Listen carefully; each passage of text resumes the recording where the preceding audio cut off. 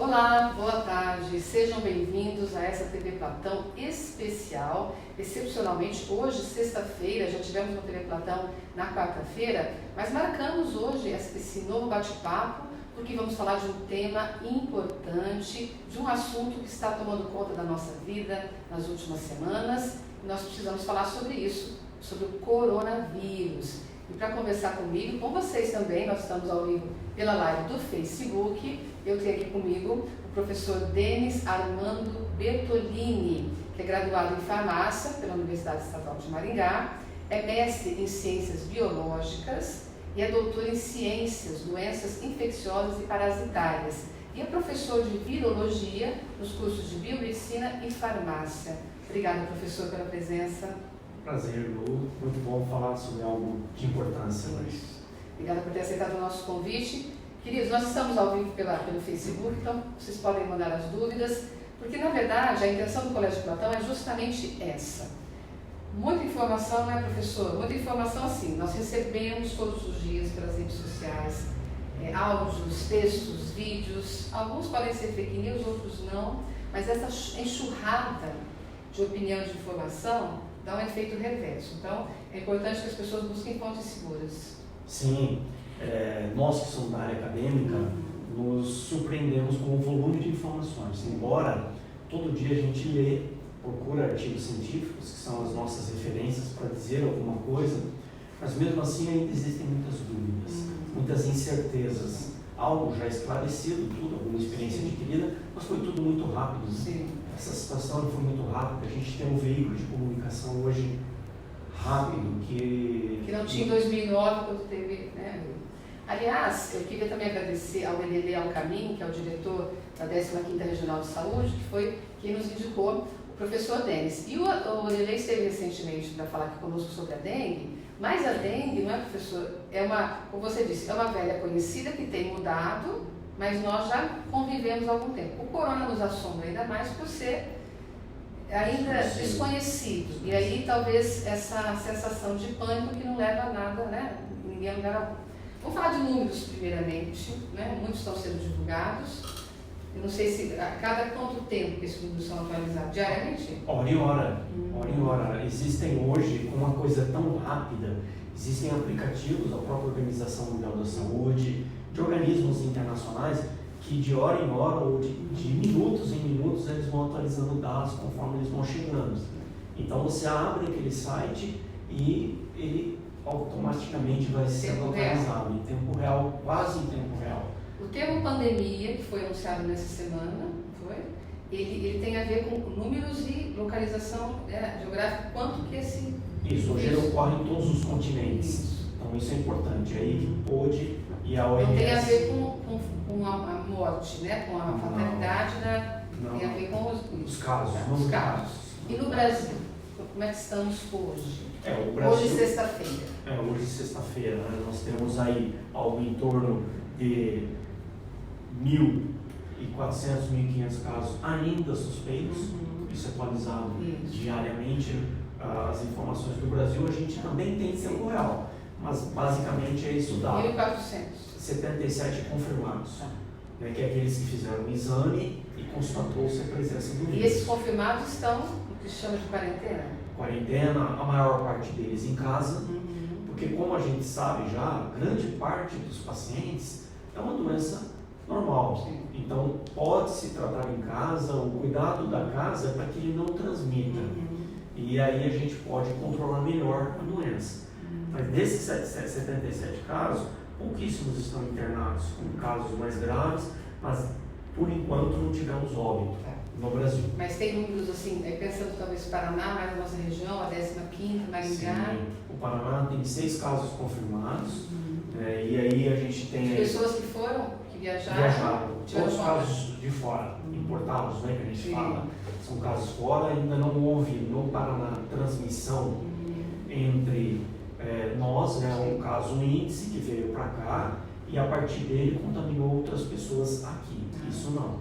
Então nós temos no Paraná 54 casos suspeitos, 6 confirmados, sendo deles um em Cianorte, que é uma cidade próxima a nós. Desse de Cianorte é uma mulher e cujo marido que estavam viajando juntos, hoje também está com suspeita. E ela confirmou. A dela está confirmada, o dele está sendo feito o exame. E quando confirma, por exemplo, essa pessoa, por quanto tempo ela pode passar isso adiante? Ela está fazendo tratamento, mas ela transmite por quanto tempo? Isso, existem alguns indicativos. Então, quando ela aparece os sintomas, ela pode transmitir por até 7 dias. Mas existem suspeitas de que antes do aparecimento dos sintomas, a pessoa ainda já pode estar transmitindo. Então, o quanto de dias antes, isso nós não sabemos. E sem os sintomas também não há muito o que fazer, porque como é que a pessoa vai? Exato. A não ser caso da pessoa que realmente, considerando o cenário atual, ela viajou, ela esteve nesses lugares, já é um motivo para estar alerta. Existe uma classificação de 3 situações que a própria Organização Mundial de Saúde balizou para que a gente possa identificar esses casos. Então, é febre, ter viajado para algum local onde estejam ocorrendo os casos e se tem algum outro sintoma adicional, que é o que a gente vai falar na sequência. Mas antes de nós falarmos dos sintomas de quem eventualmente possa ter sido, estar com o coronavírus, vamos pensar nessa transmissão, né? Porque daí que vem a prevenção, nós vamos falar mais para o final, como é que isso sai de alguém e vai para o outro. A gente já sabe de algumas coisas, mas de maneira científica. Como é que isso? É principalmente a secreção emitida pela própria doença, que é produzida durante a doença. Essa secreção ela pode ser veiculada de várias formas, principalmente com um espirro ou com as mãos sujas. Essas mãos vão ser colocadas em maçaneta de porta, em corrimão de escada ou na alça do ônibus. Por exemplo, eu estou contaminada, estou com corona, encosto meus olhos ou passo assim, toco. Exatamente. Aí alguém vai lá, toca. Isso. Mas isso automaticamente ele vai pegar, não tem uma coisa, talvez? Não, talvez. Aí depende de outros fatores. Né? Ele vai colocar a mão sobre o material sujo, necessariamente esse material tem que ser levado até a mucosa, que pode ser a mucosa do nariz, da boca e dos olhos. São as portas de entrada. Por isso que a gente fala de trato respiratório superior, né? Então ele entra por aqui. E aí a mão tem que vir até ali. Ou, que é um pouco mais difícil, mas também comum, é inalar. Então a inalação de alguém que espirrou numa sala. Quando nós espirramos, nós produzimos micropartículas, e essas micropartículas, gotículas, elas contêm o vírus.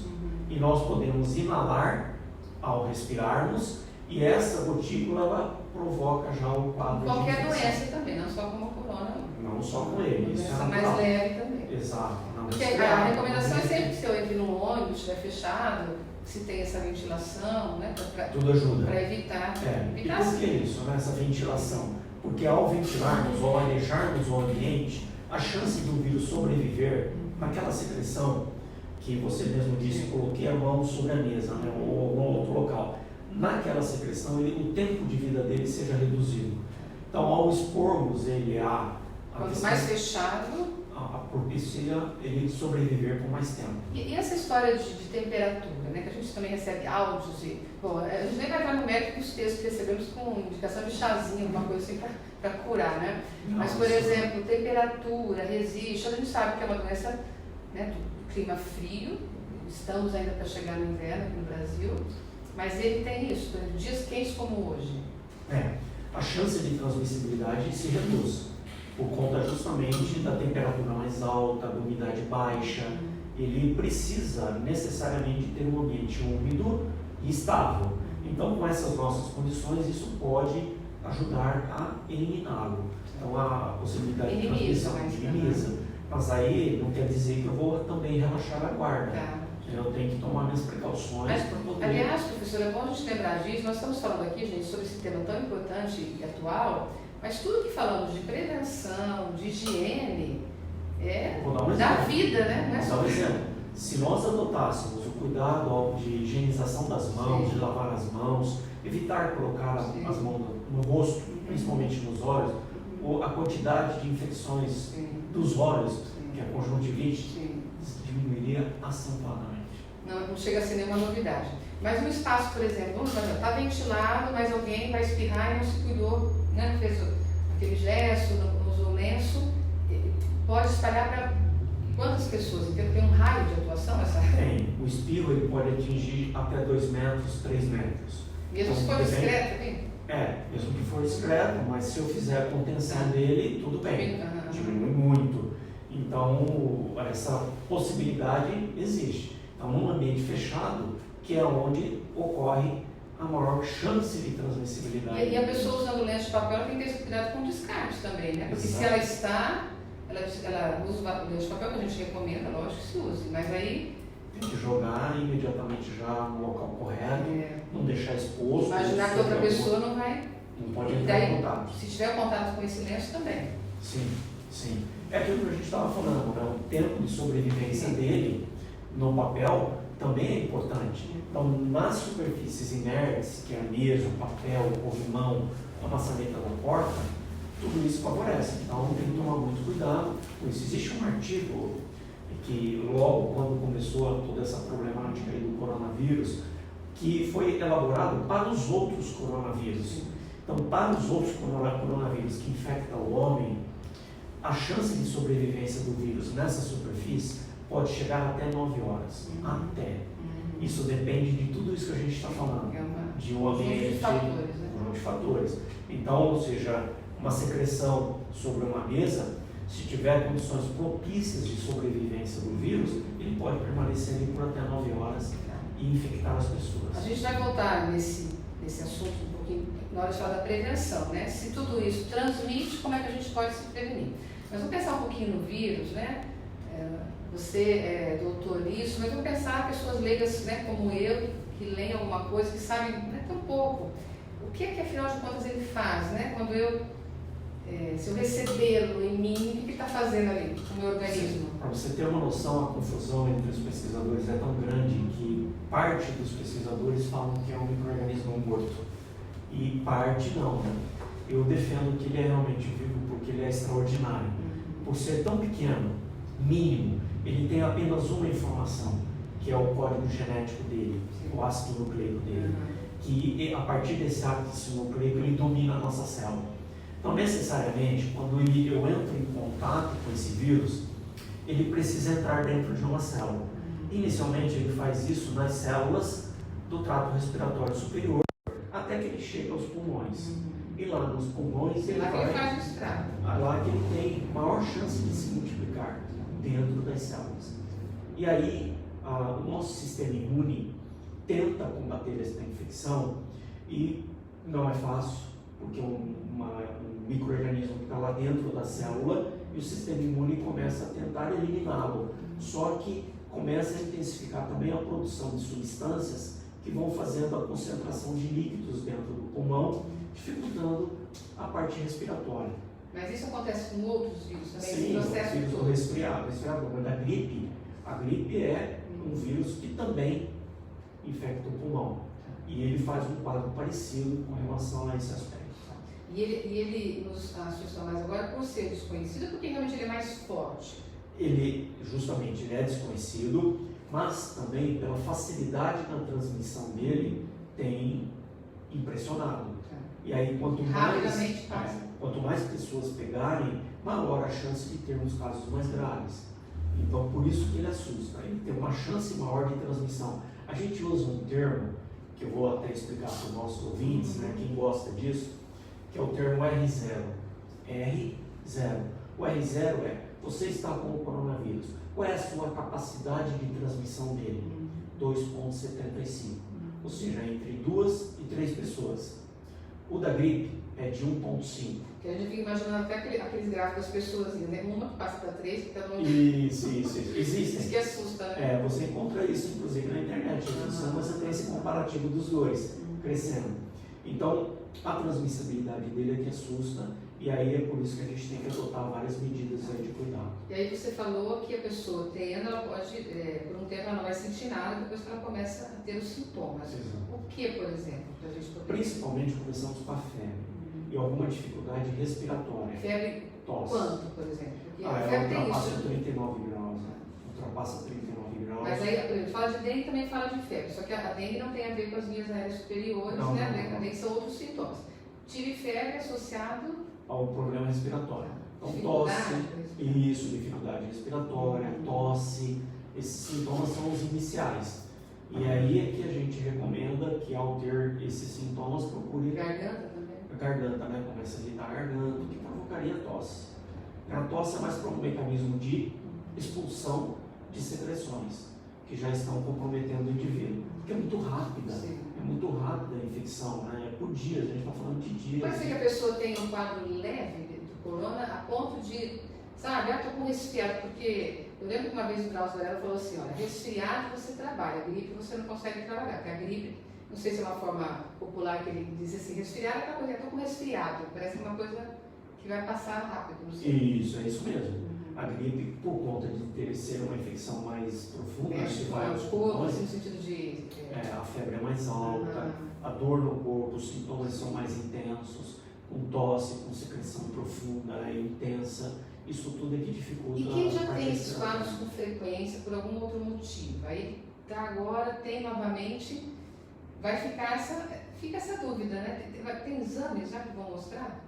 Os exames existem, né? Precisa primeiro passar por uma avaliação médica, mas os exames, eles não são tão rápidos por conta que não existe em todos os lugares. Então, por exemplo, se Maringá precisar, nós vamos ter que encaminhar para Curitiba.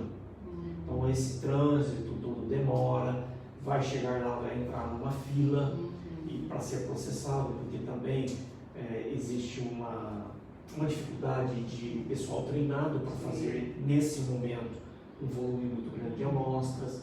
Então, todo tem um processo de lentidão ali que implica nisso.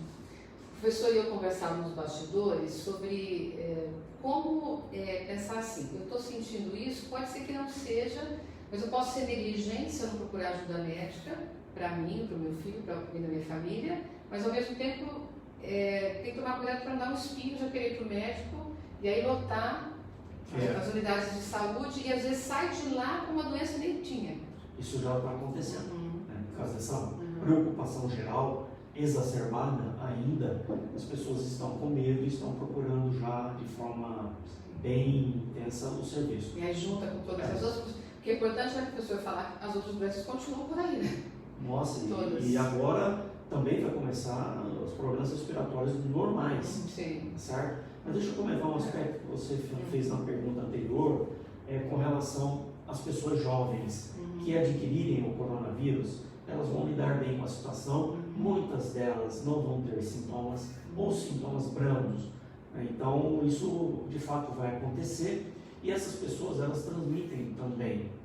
Então, vai ter que ter um cuidado maior, porque para mim não pode provocar efeito algum, mas eu posso entrar em contato em casa com os meus avós, né, com os mais idosos da família e trazer consequências para eles. Mas com a sua experiência, você acredita que existe alguma instrução mais específica? Olha, sentiu isso, em tal nível você já deve procurar a unidade por prevenção, mesmo que isso vá fazer... É a febre com os sintomas respiratórios. Já vão procurar. E aí, uma dica por enquanto, como a gente tem ainda um pequeno número de casos, contato com alguém que veio de fora, de outro país, que a doença ocorreu. Lembra do caso Índice em São Paulo, que ele chegou, fez uma festa para um monte de pessoas, então, e aí... Bem prudente. Ele exatamente não sabia, né, do que estava acontecendo também, mas aconteceu. Então, se puder... Todos ali estavam... agora foram expostos e são monitorados, né, dentro dessa situação da quarentena aí de 14 dias. Mas é isso mesmo, então a gente tem que tomar muito cuidado com os sintomas e esperar que ele acompanhe, porque nós já estamos acostumados com os processos respiratórios, de certa forma. Então é monitorar a evolução dele. Febre, apresentou febre com tosse, coriza e mais algum outro relação com casos externos, aí sim é o momento de procurar uma ajuda. E aí, confirmando o tratamento com medicação, qual que é o tratamento? Não temos. Não tem. Ele vai ser ventilação, né, ou também cuidar da febre, ou seja, nós vamos tratá-lo, os sintomas, para evitar que os sintomas possam trazer consequências. Então, ele não pode ficar com febre, nós vamos dar uma antitérmica. Mas existe uma situação daqueles que estão em situações mais complicadas. Normalmente, quando você tem um quadro de pneumonia, um quadro mais agressivo do vírus, existe o aproveitamento de outros micro-organismos. Então as bactérias se aproveitam dessa situação e podem complicar o caso. Então, preventivamente, utiliza-se também antibióticos, especificamente nessas situações. Porque antibiótico para vírus não faz efeito algum, mas ele ajuda a evitar que outros micro-organismos se aproveitem da situação de imunidade baixa do indivíduo e causem uma infecção mais grave ainda. Os idosos são um grupo de risco pela própria idade, né, naturalmente pela fragilidade do corpo, ou pode ser que um idoso que faça atividade física, que esteja com a saúde às vezes boa, né? Sim. Mais que um jovem às vezes, mesmo assim ele vai estar no grupo de risco pela idade? Ele é considerado grupo de risco por conta da idade, mas se é um idoso que se cuida, alimenta-se bem, faz atividade física, está sempre bem, a chance é mínima de ter uma complicação. A gente costuma dizer que gira em torno de 15%, que vai de 8% a 15% nessas faixas etárias, ou seja, acima de 60 anos. Que a menor incidência são crianças de risco, né? 0,2%, bem baixo. Porque nós estamos, né, no Colégio Plantão, uma instituição escolar, e naturalmente, o mãe também, há esse receio dos pais, a gente está tomando todas as medidas, estamos conversando com os alunos, instruindo sobre as garrafinhas de água, né? Geralmente eles não fazem isso, mas para que eles não compartilhem, para que eles procurem, né, por enquanto, evitar né, o contato físico, mas na criança isso então pode vir de uma forma mais branda, menos efeito. Sim, justamente porque ela tem uma saúde, uma rigidez corporal imune maior, então ela vai lidar bem com essa situação. E falando de hospitais, de sistema de saúde, na sua avaliação hoje, seja os hospitais privados e públicos, o quanto eles estão preparados? Porque a gente lê de vez em quando assim, não, o Brasil está preparado para viver isso apesar de tudo. A gente não tem como dimensionar isso, mas as autoridades públicas da área da saúde já estão tomando suas providências. Já existem protocolos, já existem contatos em cada região, nas principais cidades, aonde que podem esses pacientes ser referenciados para serem atendidos, internados. É claro que se acontecer o que aconteceu na Itália, nós vamos ter muita dificuldade. Veja bem que lá, né? Exato, lá é um país rico, entre aspas, né? É um país numa região muito rica e mesmo assim teve problemas para atender toda essa demanda da população. Então por isso que a gente tem que evitar que essa demanda crescente e rápida aconteça, que é aquilo que a gente estava conversando anteriormente da curva de crescimento da doença. Se nós não tomarmos nenhuma medida e a curva for muito acentuada, congestiona o serviço de saúde. E aí não tem quem, não tem congestiona porque tem as outras também, a gente vai falar disso. O planejamento vai falhar nesse sentido. Bom, a gente falou de como que o vírus age no nosso organismo, e agora vamos pensar nas formas de prevenção, né, professor? A gente tem falado muito sobre isso, há medidas simples, mas que tem que ser diárias e assim, constantes. Não é uma vez por dia que eu faço isso. De repente, para dengue, eu tenho lá um pratinho que todo dia eu vou lá e viro, que já é, né, uma atitude importante. Mas isso eu posso, né, ter que espirrar às vezes, várias vezes ao dia, vou estar tocando sempre, vou ter contato com as pessoas, então não dá para eu baixar a guarda. É um hábito de mudança muito sério, né? E isso a gente tem que controlar muito bem. Então é o cuidado pessoal. Então hoje o ato de cumprimentarmos com as mãos não é recomendado. Se cumprimentar logo depois fazer a higiene. É isso, não esquecer de fazer sempre a higienização das mãos, que é a lavagem.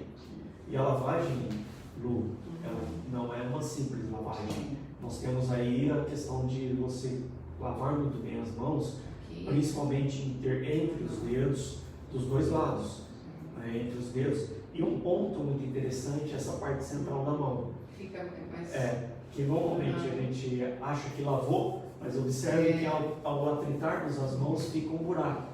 E aqui, fazendo um movimento de lavagem nesse ponto das mãos, você acaba também lavando a extremidade dos dedos e a ponta das mãos. Então 20 segundos, que é o investimento. É um investimento nisso. Não tenho água, não tenho sabão líquido naquele momento. E entrei em contato com alguém, álcool gel. Só água não adianta. Só água não. Só vai dar a sensação de mão que não está. Se tiver na memilha, né? Porque alguma coisa, mas não. Eu que sou uma área, né, que lavo as mãos por questão natural mesmo do meu dia a dia do trabalho, só a água para mim eu já percebo que não satisfaz, ela não limpa. Então eu preciso realmente ter algo a mais para poder facilitar a remoção de resíduos que possam estar nas minhas mãos. E o álcool gel é uma observação importante também. O ideal não é qualquer quantidade, uma quantidade ideal que cubra a parte interna da mão e também os mesmos movimentos com relação à distribuição do gel nas mãos. Então eu preciso higienizar completamente. E é um produto, esses produtos de farmácia, de mercado, tem alguma coisa que às vezes você acha que é um álcool gel que vai funcionar e pode ser um álcool gel só, mas tem um cheirinho bom lá, mas que não resolve? Tem um percentual, né, existe esse cuidado da procedência, cosmético, né? da procedência do produto, né? E hoje, com essas oportunidades de vender mais caro esses produtos, as fraudes começam a aparecer. Tipicamente brasileiro, né? Então tem que tomar muito cuidado aonde adquirir esse produto. E a possibilidade, assim, pensando na ciência, vacina, dá para pensar nisso já? Sim. Longo prazo, médio prazo? Hoje nós temos formas mais rápidas de produção de vacinas. Nós temos hoje parques tecnológicos no mundo preparados para isso, mas não é rápido, porque a gente precisa testar. Produzir não é o problema é testar. E o testar, nós temos que alguns protocolos serem cumpridos até que chegue para uso comercial. Então é isso que demora. Então nós vamos demorar aí de 6 meses a 1 ano, no máximo, né, ou no mínimo para isso. E depende, é claro, dos resultados de cada etapa. Então nós vamos produzir a vacina, testar em cultura de células, daí vai para animais vai para grupos selecionados de humanos, e aí dependendo do que acontecer nessas etapas é que aí o tempo diminui. Pode ser mais rápido do que o normal. O Brasil se destaca nessa área? Não muito. Falta de investimento? Falta de investimentos. Nós temos o Instituto Butantan em São Paulo e a Fiocruz no Rio de Janeiro, e Manguinhos, que são os principais parques tecnológicos nossos. São produtores de vacinas, mas com muita dificuldade. Grande parte do que é feito em parceria com empresas multinacionais, que repassam a tecnologia e auxiliam na produção, para que nós possamos ter aí a tecnologia. Por exemplo, a hepatite B, a vacina da hepatite B nós produzimos hoje, e várias outras vacinas do sarampo, e várias outras vacinas nós hoje produzimos. Doenças que um dia nos assustaram também, né? Sim. Por falar em vacina, eu tenho lido nas redes sociais também umas frasezinhas assim: antes de sair para comprar máscara, depois que você faz a máscara também, e do álcool em gel, procure ver a sua carteirinha de vacinação, porque às vezes a pessoa está preocupada com essa doença, mas está com uma vacina vencida. O sarampo, por exemplo. O sarampo vai ter a campanha amanhã, né? O último dia de campanha do sarampo, até 59 anos, 9 a 59, justamente para que a gente possa cumprir isso. Mas é exatamente isso, né? Vamos ver, cuidar um pouquinho mais, e aí aproveitando a questão das fake news, né? Com relação às vacinas, por favor, gente. Se propagam tão rápido quanto os vírus. É algo tecnológico que mais de benefício o homem trouxe até hoje para evitar que nós tenhamos algumas doenças. Então, toda a produção de vacina é muito bem testada. Problemas existem, mas são mínimos. Isso acontece com medicamento, acontece com qualquer outro. Você não compra um carro zero. A hora que você tira da concessionária, esse carro não apresenta um problema. Isso também pode acontecer com uma vacina, mas é o que nós temos de melhor hoje no mundo para evitarmos as doenças. A máscara, só para já estar caminhando para o final, ela funciona para quem está com suspeita? A máscara hoje, ela deve ser utilizada para quem está doente e para os profissionais da área de saúde. Então, eu que sou da área de saúde, vou trabalhar com um paciente suspeito, obrigatoriamente eu devo estar de máscara. Se alguém está com medo, vai lá e põe a máscara. Põe a máscara. E eu já vi algumas pessoas já andando na rua com máscara. Máscara, ela tem o seu prazo de validade, a sua duração, então ela não pode ser usada o dia todo a mesma máscara, porque isso eu vou contaminando também a máscara com a própria respiração. Então ela tem que ser substituída durante o dia, a cada 2 horas, no mínimo tem que substituir. Professor, com a sua experiência, tudo que a gente tem lido, ouvido, como é que você classificaria o cenário? Não é de pânico, também não é de dizer assim, não, mas vai passar. Como é que a gente faz uma reflexão assim, bastante ponderada de tudo que estamos vivendo e que vamos viver nas próximas semanas? Dá para traçar um cenário? É complicado, né? Mas vamos lá.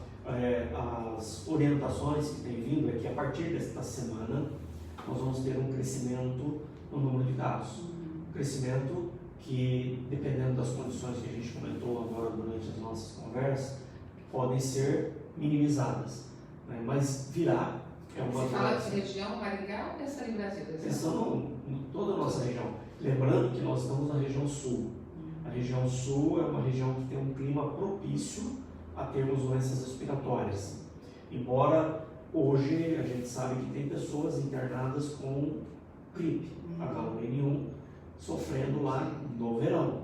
Então, essa doença vai vir, é uma novidade, nós vamos ter que ir monitorando e acompanhando a evolução dela no dia a dia, e para que a população fique bem tranquila, as autoridades elas estão atentas a todas as suas modificações, ela é monitorada diariamente, a todo momento, para que as mudanças possam ser orientadas na sequência.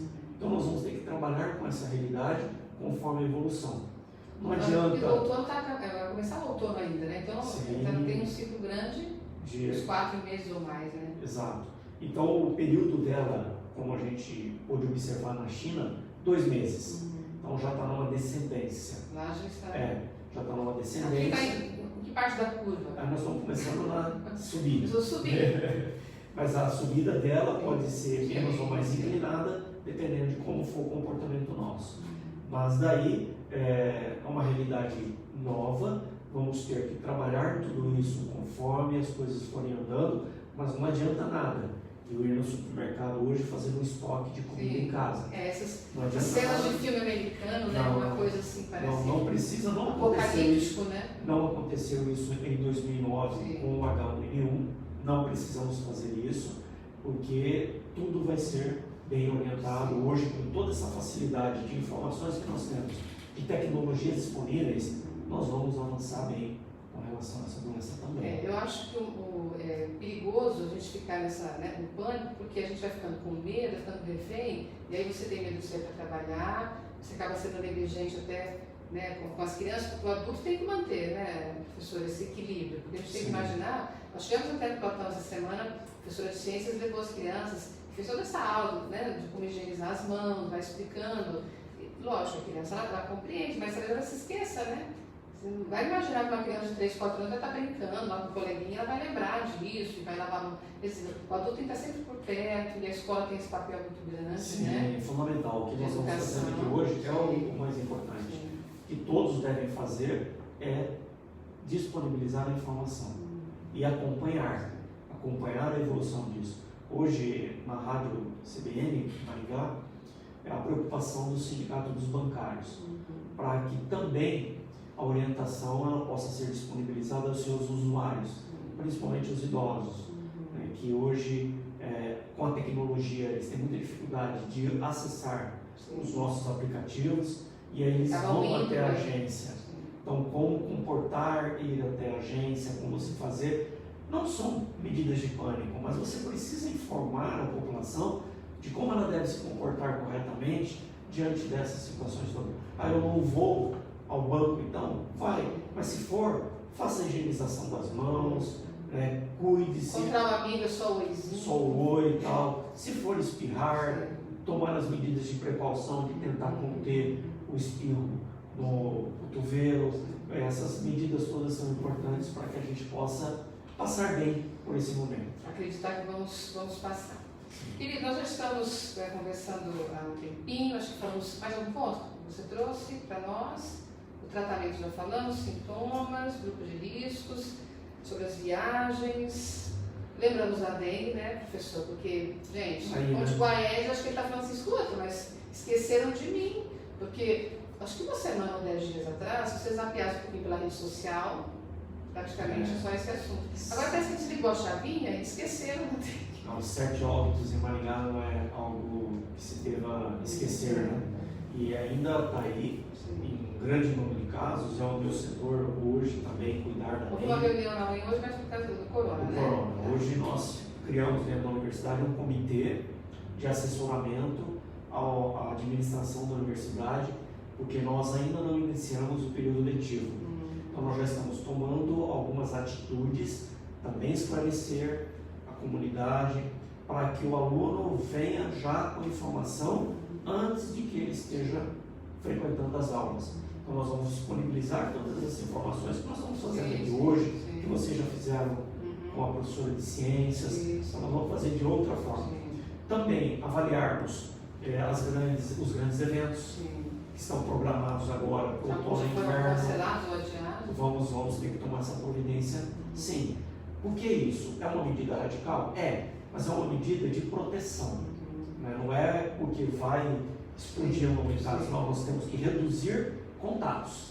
E reduzir contatos implica em transferirmos ou adiarmos eventos que tenham uma concentração. É um preço que temos que pagar individualmente, coletivamente, cada um com a sua parte, né? Nas famílias, às vezes evitar certos programas, poupar os nossos idosos, né? Já falei isso com meus pais também, às vezes, como você falou, preciso sair, lógico, você não vai ficar refém disso, mas se é uma coisa, né? Se há alternativa para você não sair de casa, evitar isso. Sim. Porque as crianças podem, às vezes, ser por exemplo, os netinhos, os avós, né? A gente fica imaginando isso. Então, às vezes, até esse contato físico também que é mais difícil, né? De evitar. Sim, o familiar é mais difícil. Muito bem. Professor, muito obrigada pela sua disponibilidade, pela sua generosidade. Compartilhar. Então, bom ouvinte, fonte segura. Sim. Não é? Porque tanto áudio que a gente recebe, tanto vídeo, você fala, não vou escutar mais, porque já ficando assim um pouco perturbada até, né? Sim, claro. Mas é isso, eu agradeço muito a oportunidade, mas a dica vai, né? Não acredite em tudo, procure fontes corretas de informação, esteja informado, autocuidado, quem gosta de você, você mesmo. Sim. Então, tá aí a dica. Cuidar de si e do outro. Muito obrigada, e se precisarmos, vamos chamar de novo, mas muito obrigada ao EDLEI por nos indicar. Bom, nós vamos ficando por aqui nessa TV Platão especial, nós voltamos na quarta-feira. E fica de reflexão de tudo que conversamos justamente isso. Não há motivo para pânico, mas também não há motivo para nós relaxarmos e ficarmos achando que vai dar tudo certo no final, independente do que façamos. Precisamos ter informação e atitude. Informação e atitude é que fazem realmente diferença. Brasileiro, para variar, tem muita piada, né? A gente às vezes vê uns memes, meu Deus, tá? Vê uma situação difícil, mas é criativo como brasileiro. Mas, gente, assim, né, no dia a dia vamos ser bastante equilibrados e termos as ações necessárias para passarmos por essa fase exigente do coronavírus. Tudo bem? Obrigada por vocês estarem conosco e a gente se encontra na quarta-feira na próxima TV Platão. Até lá.